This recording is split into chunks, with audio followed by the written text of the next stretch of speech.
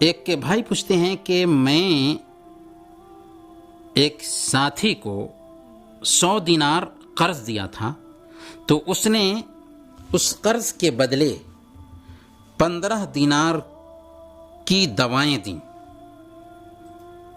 یہ احمد صاحب ہیں. 100 دینار قرض دیا تھا تو اس کے بدلے 15 دینار کی مجھے اس نے دوائیں دیں فری میں. تو کیا یہ جائز ہے؟ قطعاً نہیں، قطعاً جائز نہیں ہے، کیونکہ آپ نے قرض دیا تھا اس لیے انہوں نے دیا.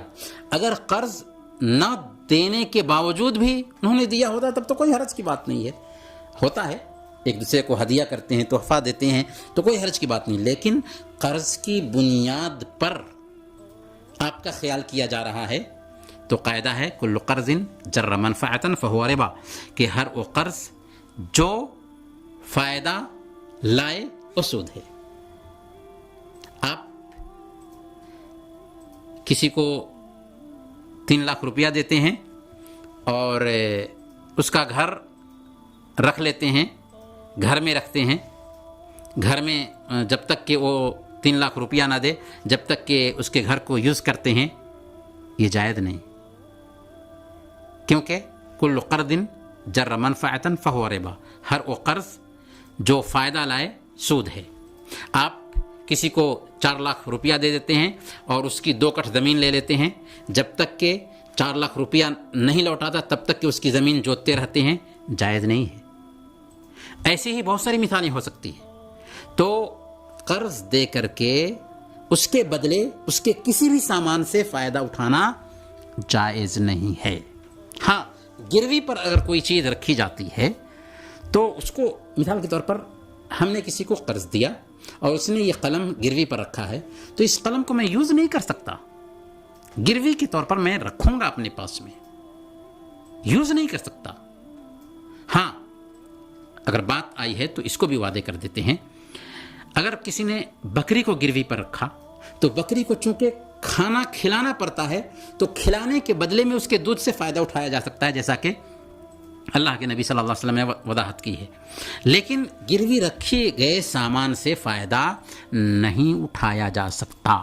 تو یہاں پر مسئلہ کیا ہے کہ انہوں نے قرض دیا اور قرض کے بدلے میں ان کو 15 دینار کی دوائیں دی گئیں، کیونکہ قرض لیا ہے اس لیے اس نے دیا، تو یہ جائز نہیں ہوگا، جائز نہیں ہوگا، کیونکہ قرض کے بدلے میں فائدہ اس کو مل رہا ہے اور یہ سود ہے. البتہ اگر کوئی آدمی قرض لیا ہے اور قرض کی ادائیگی کے وقت کچھ زیادہ ادا کر رہا ہے، جبکہ پہلے سے ایسا کچھ طے نہیں تھا کہ کچھ زیادہ ادا کرنا ہے، جیسے 100 دینار لیا اور ادائیگی کے وقت 105 دینار دیا اس کو، اور پہلے سے کچھ اتفاق بھی ایسا نہیں تھا، تو 5 دینار اضافی طور پر لینا بغیر اتفاق کے قرض دینے والے کے لیے جائز ہے. اللہ کے نبی صلی اللہ علیہ وسلم کے پاس ایک صاحب آئے جنہوں نے اللہ کے نبی صلی اللہ علیہ وسلم کو قرض دیا تھا، اونٹنی لی تھی. اللہ کے نبی صلی اللہ علیہ وسلم نے ادائیگی کے لیے جب اللہ کے نبی صلی اللہ علیہ وسلم اونٹنی کھجواتے ہیں تو زیادہ قیمتی اونٹنی اور موٹی تازی اونٹنی دکھائی دیتی ہے تو اللہ کے نبی صلی اللہ علیہ وسلم کہتے ہیں کہ اسے ہی دے دو، اور پھر ایک قاعدہ بتاتے ہیں. صحیح مسلم کی روایت میں آتا ہے کہ ان خیار الناس احسنهم قضاء، کہ لوگوں میں سب سے بہتر انسان وہ ہے جو بہتر طریقے سے قرض کی ادائیگی کرتا ہے.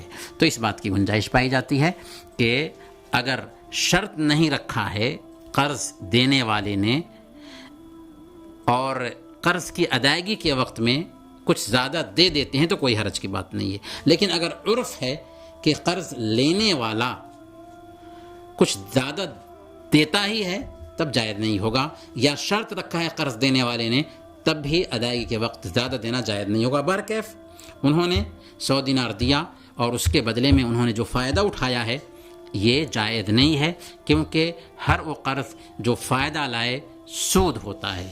وصلی اللہ علی نبینا محمد وعلی آلہ وصحبہ اجمعین.